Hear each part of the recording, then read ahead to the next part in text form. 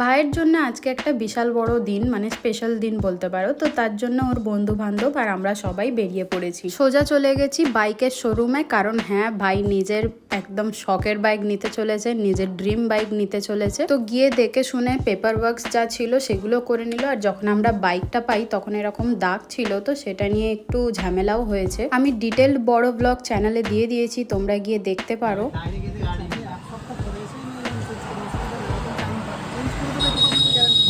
হবে না, সে আপনি গ্যারান্টি দিচ্ছেন, বুঝতে এখনই চেঞ্জটা করে দিন না।